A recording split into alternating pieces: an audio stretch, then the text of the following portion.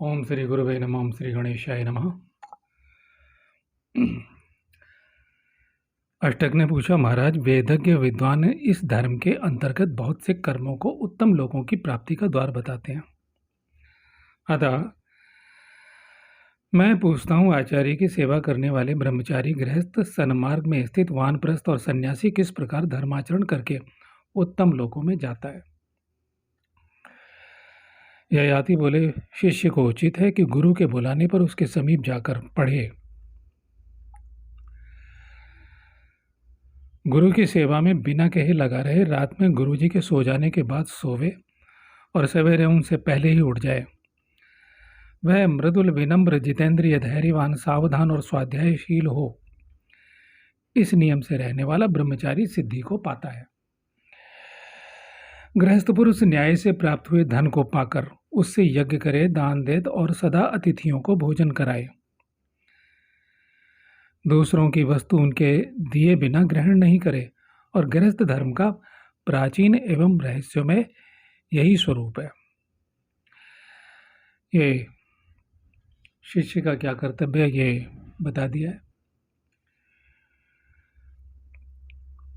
गृहस्थ का, वानप्रस्थ मुनि वन में निवास करे, आहार और विहार को नियमित रखे, अपने ही पराक्रम एवं परिश्रम से जीवन निर्वाह करे, पाप से दूर रहे, दूसरों को दान दे और किसी को कष्ट न पहुंचावे।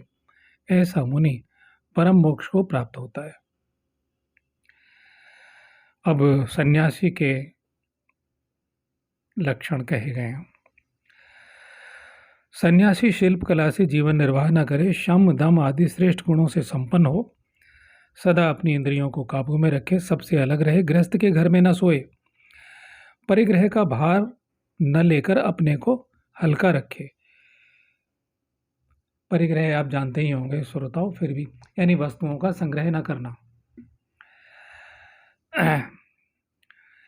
थोड़ा थोड़ा चले, अकेला ही अनेक स्थानों में भ्रमण करता रहे, ऐसा सन्यासी वास्तव में भिक्षु कहलाने योग्य है। तो सन्यासी का कोई घर ठिकाना नहीं होता। जिस समय, ये श्रेष्ठ सन्यासी के लक्षण कहे गए, जिस समय रूप, रस आदि विषय तुच्छ प्रतीत होने लगे, इच्छा अनुसार जीत लिए जाएं तथा उनके परित्याग में ही सुख जान पड़े, उसी समय विद्वान पुरुष मन को वश में करके समस्त संग्रहों का त्याग करे और वनवासी होने का प्रयत्न करे। जो वनवासी मुनि वन में ही अपने पंचभूतात्मक शरीर का परित्याग करता है, वह 10 पीढ़ी पूर्व के और 10 पीढ़ी बाद के जाति भाइयों को तथा 21वें में अपने को भी पुण्य लोकों में पहुंचा देता है।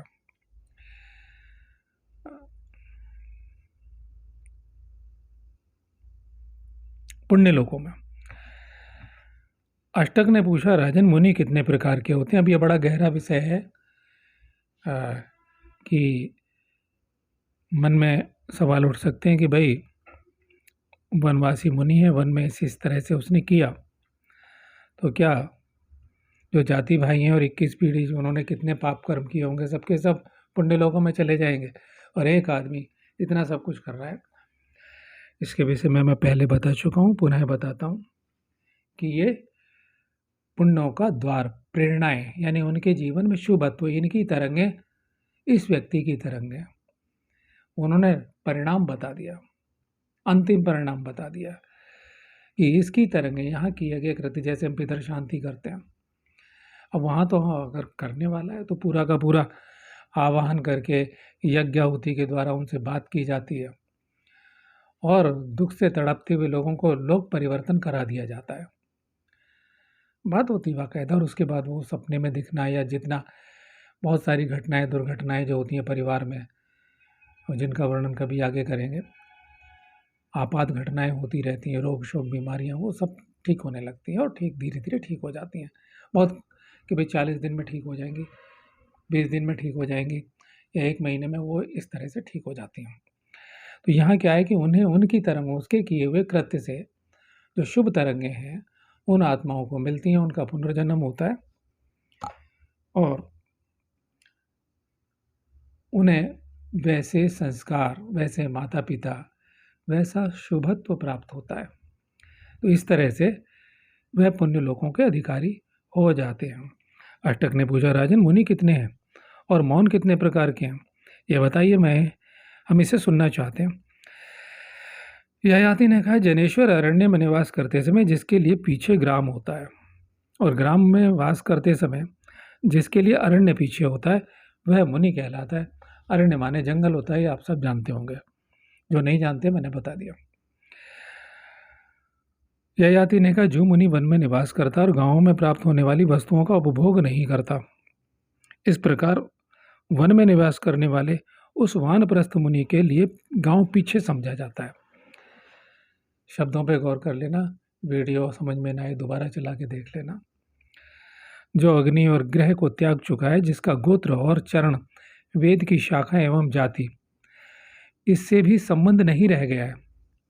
अग्नि को त्याग दिया, घर को त्याग दिया, जिसका अब आजकल के सन्यासी क्या, अपना घर त्याग दिया तो नए परिवार बना लेते हैं, उन्हें उनसे ज़्यादा चिंताएं उनकी हो जाती हैं, उनकी कुशल क्षेम की चिंताएं ज़्यादा होती है। सन्यासी नहीं है, उसने नए घर बना लिए हैं बहुत सारे।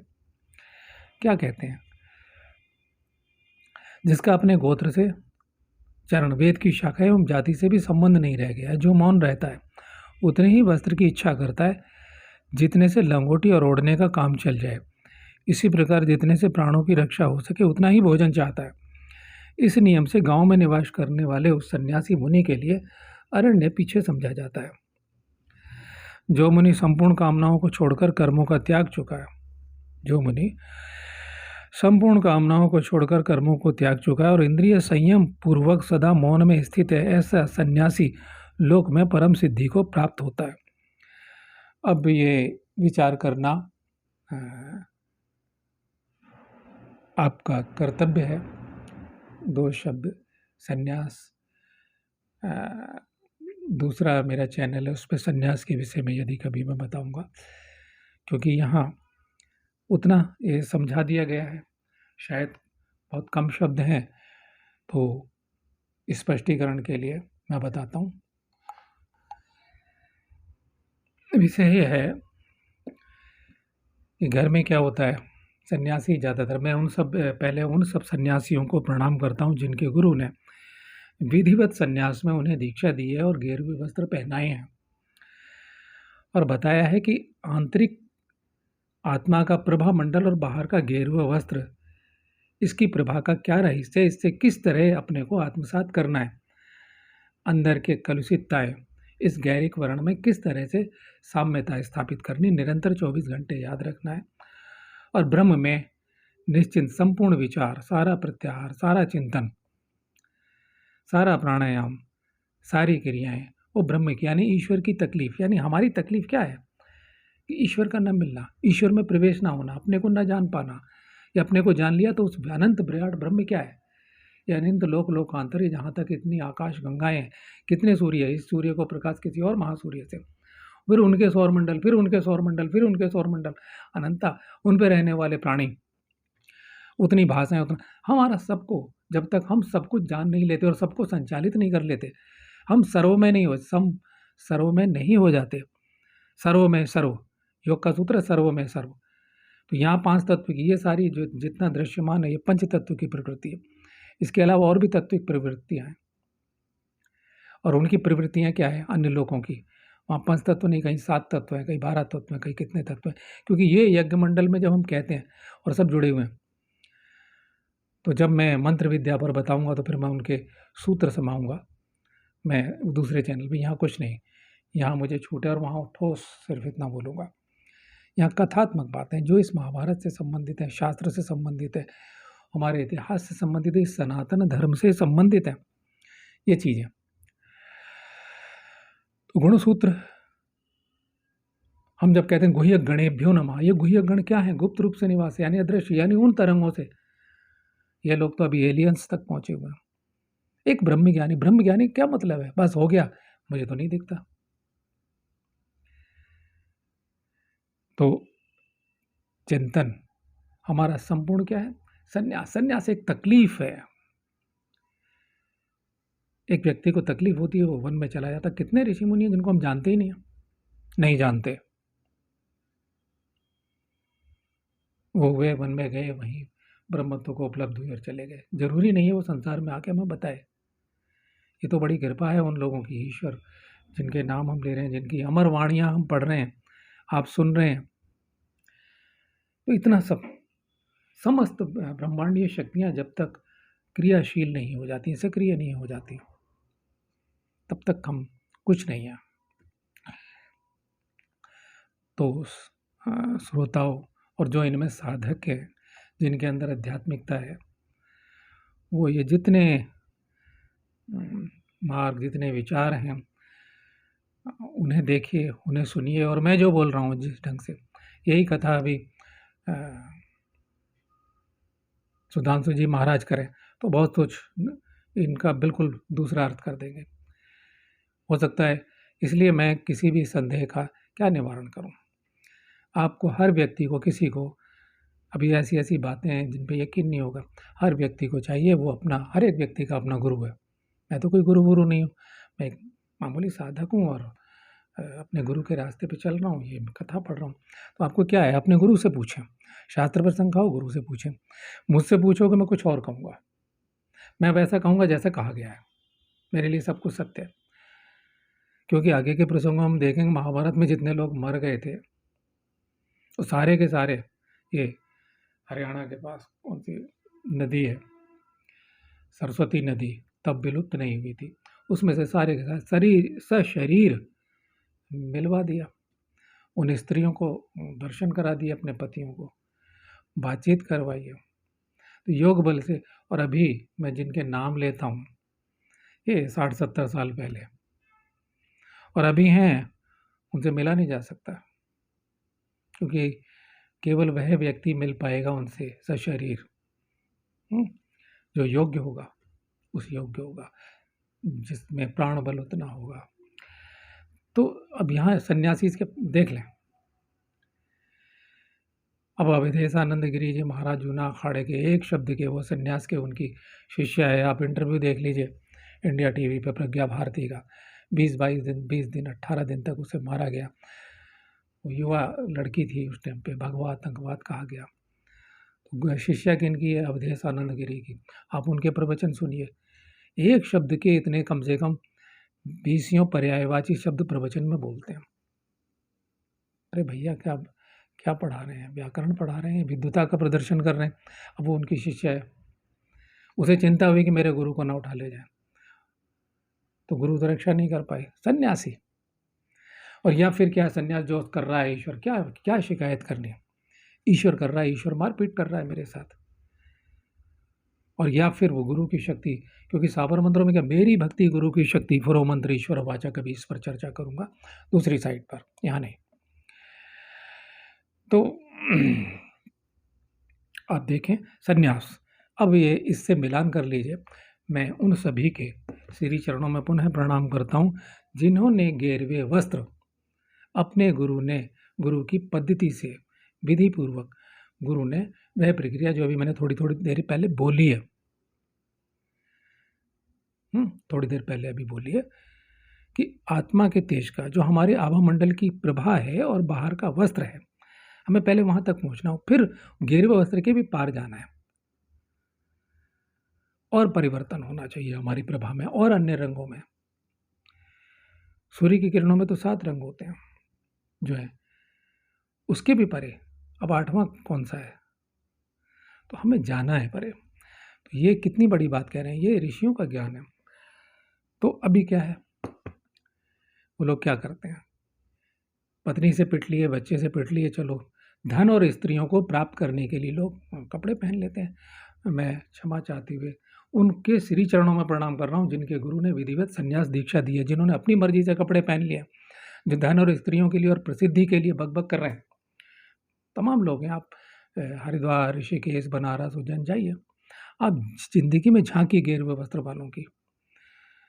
और स्त्रियों के लिए इतना कहूँगा, स्त्रियाँ भी सन्यासिनी पीछे नहीं, लेकिन उन सभी स्त्रियों को मैं प्रणाम करता हूँ जो वास्तव में परमात्मा के लिए, परमात्मा के रंग में रंग गई है। ये वस्त्र इसलिए पहना है उन्होंने, वरना तमाम लोग पूछिए, जांचिए, क्यों पहने? भी संसार को, समाज को दिखाने के लिए। मैं ये कपड़े दूसरे पहन लूँ तो भी मैं वही रहूँगा, तो भी मैं ये कथा पढ़ूँगा। तो देखिए सन्यासी अब सब कोई राजा जनक से तुलना करते हैं प्रिय। राजा जनक को उनके गुरुदेव पंचशिख ने उस गद्दी पर बैठा दिया कि आपका ये कर्तव्य है, उन्हें परंपरागत प्राप्त हुआ है। वो प्रयास नहीं करते कि हमारे लिए कारें लाओ, कि रोल्स रॉयस गाड़ियाँ चाहिए। संन्यास दीक्षा दूसरों को दे रहे हैं, वस्त्र पहना रहे हैं, हीरे मोती जड़ रहे हैं, सोने का मुकुट धारण कर रहे हैं। पागल हो गए। ये क्या है, कैसा है कि भक्तों की कामना है, भक्त देखना चाहते हैं हमें इस रूप में, यानी तुम भक्तों के अनुसार चलोगे। मेरी महिमा कोई ज़रूरत से ज़्यादा गा दे तो हमें तुरंत रोक देना चाहिए, होश में आ जाओ, मैं इस लायक नहीं हूँ भाई। तो अहंकार की कोई सीमा नहीं है। इसलिए सवाई जयसिंह ने एक बहुत अच्छा काम किया। उन्होंने क्या किया कि जो लोग कुछ ईमानदार लोग थे, सवाई जयसिंह जयपुर नरेश, उन्होंने एक काम किया, मथुरा के पास बैरागपुरा बसा दिया। कुछ ईमानदार लोग थे, ऐसे ही किन्हीं कारणों से उन्होंने घेरे हुए कपड़े पहन लिए, सन्यासी बने दिखाने के लिए, मौज मस्ती, औरतों से भोग किया, फिर बच्चे पैदा किए, धन बटोरा। लेकिन उन्हें फिर कहीं विवेक आ गया। ऐसे लोगों को राजा ने कहा, मैं जो बोल रहा हूँ आधिकारिक रूप से बोल रहा हूँ, नेशनल बुक ट्रस्ट की किताबें, भारत सरकार की किताबें जो ऑथेंटिक है, प्रामाणिक है, ऐतिहासिक हैं, और मुझसे इतिहास के प्रोफेसर्स जुड़े हुए हैं, तो उनके ज्ञान के आधार पर बोल रहा हूँ। तो ये बैरागपुरा इसलिए कि उन लोगों ने उनके लिए जो पुनः गृहस्थ में आना चाहते हैं उन्हें बसा दिया, उन्हें मकान दिए, सुविधाएं दी कि चलो फिर से गृहस्थ करो। तो बैरागपुरा में आप देख लेना कि वो कैसे लोग हैं। और आज बहुत बड़े स्वरूप में एक पूरा नगर बस गया बैरागपुरा, उसका नाम था बैरागपुरा। तो जिसने गलती कर ली है उसे फिर से सामान्य मनुष्य बनने का, कि भाई मैं दिखावा छोड़ रहा हूँ, भाई ये किस लिए कपड़े, और स्त्रियां तो क्या कहा जाए, पागल है। वो किसी रूप गुण संपन्न व्यक्ति से नहीं मारेंगे, लेकिन जहाँ घेरे हुए वस्त्र पहन लिए, उनकी मीठी मीठी बातें, क्योंकि शास्त्र कहता है, व्यास नहीं कहा है, भगवान व्यास ने कहा है कि वाचाल पुरुष स्त्रियों को फंसा लेते हैं। वो हजारों साल पहले भी होता था, आज भी होता है,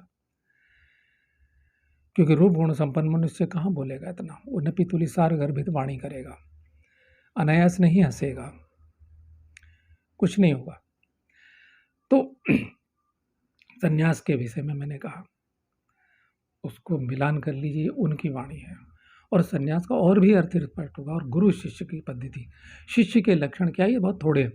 इससे पहले गुरु शिष्य पर जहाँ जहाँ बोला गया वो आप मेरे पिछले अंक देख लीजिएगा, जिसको इच्छा हो। मैं आगे बढ़ता हूँ। कितनी बड़ी बात कही है, मैं दोबारा बोलता हूँ। जो मुनि संपूर्ण कामनाओं को छोड़कर कर्मों को त्याग चुका है और इंद्रिय संयम पूर्वक सदा मौन में स्थित है, ऐसा सन्यासी लोक में परम सिद्धि को पाता है।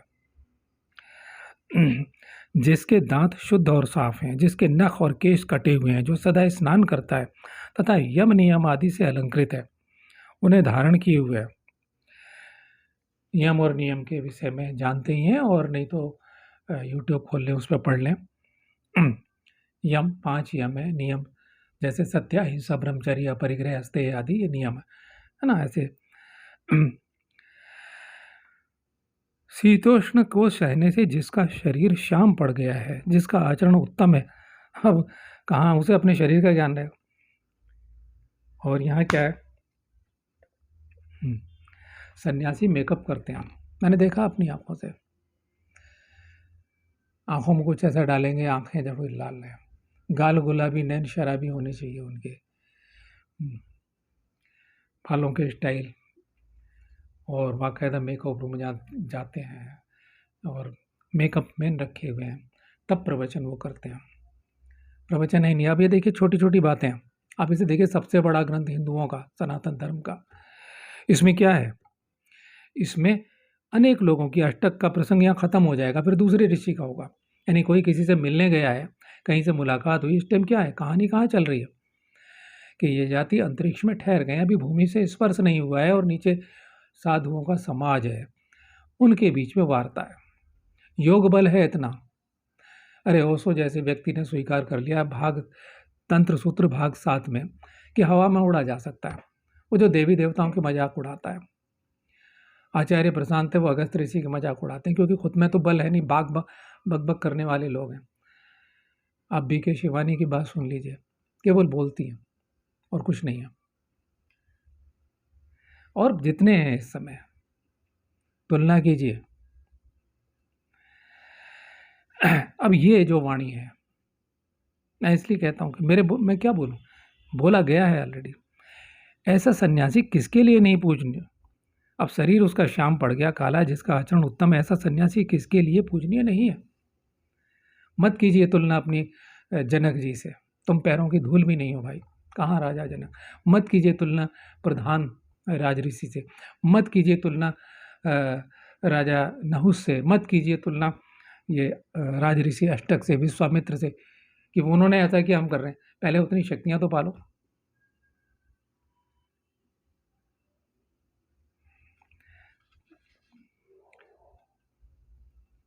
तपस्या से मांस, हड्डी तथा रक्त के क्षीण हो जाने पर जिसका शरीर कृश और दुर्बल हो गया, अब आप कहोगे उसमें कहा कृश, मुझे कृश करने वाले, ये आरंभ की बात है गीता, क्योंकि गीता ग्रस्तों के लिए अभी और गहरे में चले जाएंगे।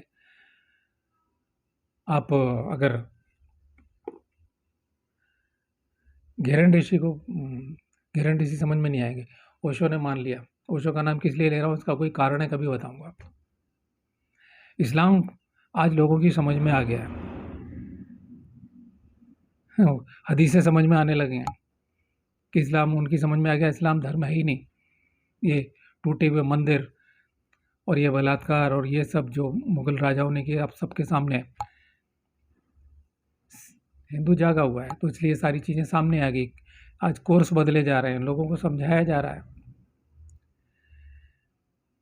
लेकिन आप तुलना करने लग जाते हो, और हर जो जी गेरवे वस्त्र वाला है वो कहेगा कि मैं तो वो कर रहा हूँ, कर वो कुछ और रहा है, नए नए परिवार, नया नया सब कुछ, वो चक्रव्यूह में पड़ा हुआ है, उसे तकलीफ नहीं है। तकलीफों के तपस्या के लिए कितना वक्त, उसे बोलने के लिए इतना वक्त था। वो सबसे पहले, वो जितना भी वक्त है कम है।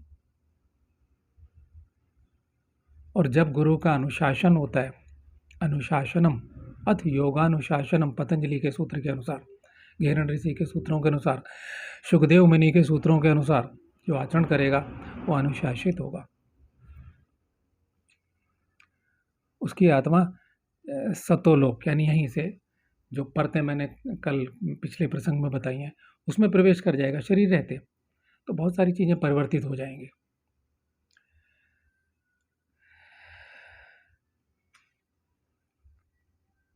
गीता कहती है मुझे क्रश करने वाले हैं, इसलिए वो संतुलन की बात करते हैं, युक्त आहार विहार की बात करते हैं। लेकिन क्रश तो किया है, पार कौन गया है? पतंजलि योग साधकों, ग्रैंड योग साधकों के लिए। गृहस्थ योग साधना शुरू कर रहा है, उसमें आसान विधि 18वें में कह दिया कि चलो यहाँ से शुरू करो, लेकिन जाना तो वहीं पड़ेगा जब तक वो प्राणों में प्राणों का हवन नहीं कर लेता। 18वें से शुरू करेगा भक्ति। अरे राम नाम अगर जप रहा है, कृष्ण कृष्ण जप रहा है, कुछ भी, लेकिन कृष्ण के मूल तत्व में जहाँ गया उसकी सांसें बंद हो जाएंगी।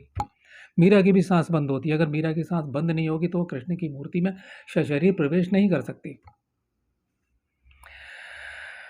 तो प्रिय, ये तपस्या से ये मैंने पढ़ दिया है। जब वानप्रस्थ मुनि सुख दुख राग द्वेष आदि द्वंद्वों से रहित एवं भली भांति मौनावलंबी हो जाता है, तब वह इस लोक को जीतकर परलोक पर भी विजय पाता है। जब अब और सबसे गहरी, अब जो सन्यासी हों उन्हें परीक्षण कीजिए और मिलान कीजिए। अब सन्यासी कहेंगे नहीं हम तो अलग टाइप के हैं, हर एक का के ओशो एक चीज़ सिखा गए कि अलग टाइप के हैं। ये धर्म है ही नहीं ओशो का, अलग टाइप के हैं, हम अपने जैसा बनना है, वर्तमान में जिए। वो ऋषि त्रिकाल में जीते हैं, उन्हें भूतकाल का भी पता है, इस समय भी पता है और आने वाला भी पता है।